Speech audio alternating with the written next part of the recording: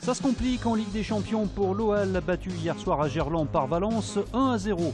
Grève au TCL, le trafic était fortement perturbé aujourd'hui à Lyon. Enfin, un retour sur le patrimoine cinématographique avec la sortie d'un DVD rétrospectif des films des Frères Lumière.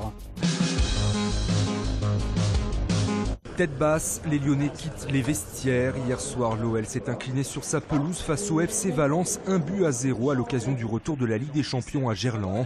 Les Lyonnais ont pourtant dominé, mais ont fait preuve d'un manque cruel de réalisme malgré de nombreuses occasions. Les Espagnols, eux, ont profité d'une erreur d'inattention pour ouvrir la marque par Fegouli avant la pause. C'est une erreur dans 90 minutes, avec beaucoup d'occasions, 2 ou 3 barres, je ne sais plus. Je suis allé féliciter mes joueurs. Je suis déçu, bien sûr, mais aussi je sais que demain, avec une qualité de jeu de cette manière, avec aussi le retour d'un certain nombre de blessés, on va en surprendre plus d'un. Soutien total à l'équipe donc, mais les chances de l'OL en Ligue des Champions s'amincissent. Dans 3 semaines, il sera en Russie pour affronter le Zénith Saint-Pétersbourg, leader de la poule.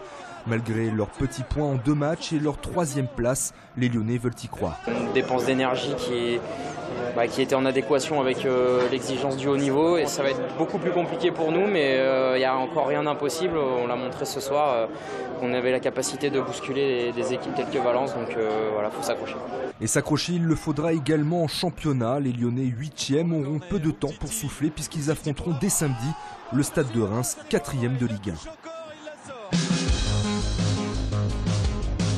Grève TCL très suivie aujourd'hui avec de grosses perturbations sur le réseau. Les métros A et C n'ont pas circulé de la journée ainsi que la ligne de tramway T1. Les bus ont également été très perturbés. De revendications du côté des grévistes, l'organisation du travail et la revalorisation salariale. Je pense qu'il est le plus symptomatique des difficultés que vivent les conducteurs, c'est qu'aujourd'hui, par exemple, alors que la justice prévoit un délai de prévenance de 7 jours, aujourd'hui l'entreprise peut du jour au lendemain modifier tant nos horaires de travail que nos roulements de repos, ce qui est bien évidemment pas acceptable en termes de conditions de vie. On demande au regard de la vitrine lyonnaise que les compétences soient reconnues des salariés et qu'elles se concrétisent par des augmentations de salaire. Dès demain matin, l'ensemble du trafic sur le réseau TCL reprendra normalement.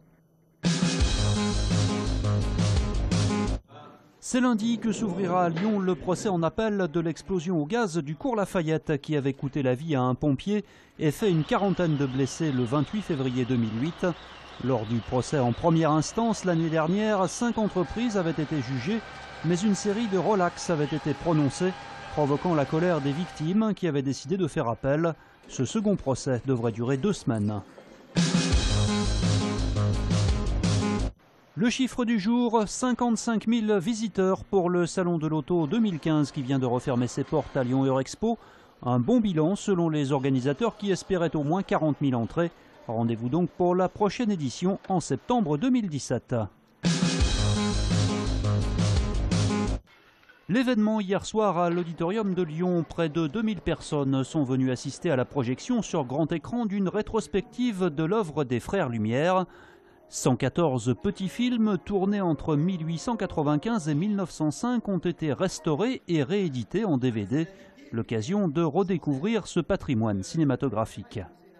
À l'époque, on ne savait pas bien quoi faire du cinéma, donc ils ont tout essayé. Donc ils ont fait du documentaire, mais contrairement à la légende, ils ont aussi fait de la fiction. Ils ont aussi montré des gags, des comédies, des films qui avaient des petits scénarios. Il fallait que tout ça tienne en 1 minute. Et ils ont tellement expérimenté qu'aujourd'hui, tout ce que le cinéma est, c'était déjà à l'intérieur du cinématographe Lumière. Lorsque les films étaient appréciés du public, Lumière les recommençait. Ici, un opérateur filme la place Bellecour dans le quartier le plus connu de la ville, le plus fréquenté aussi. Sans doute placé sur le balcon d'un immeuble, la caméra permet de restituer l'effervescence des lieux et de l'époque. En arrière-plan, on aperçoit l'hôtel Royal Bellecour en construction. C'est le cinéma dans la vie de tous les jours, dans la vie des personnes, avec beaucoup d'extérieur, on voit que le cinéma n'avait pas encore tous ces trucages, tous ces décors. Cette compilation des films restaurés des Frères Lumière est d'ores et déjà disponible à la vente en DVD et Blu-ray. Elle a commencé sa carrière à Lyon avant de la finir en beauté il y a 2 ans en gagnant Wimbledon.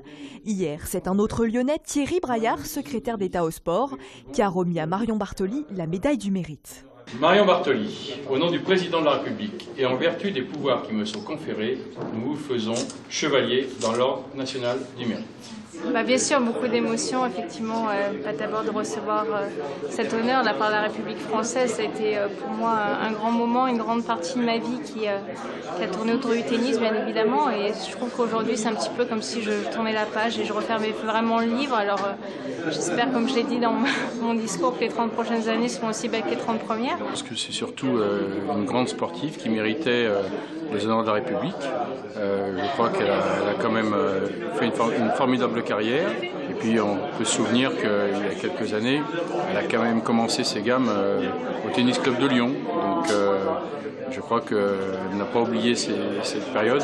On estime que c'est un peu là que son décollage sportif a eu lieu. À 30 ans, l'ancienne joueuse de tennis numéro 1 française s'est lancée de nouveaux challenges. Fan de mode et de stylisme, elle vient de créer sa propre ligne de bijoux, avant peut-être de devenir coach d'ici quelques années.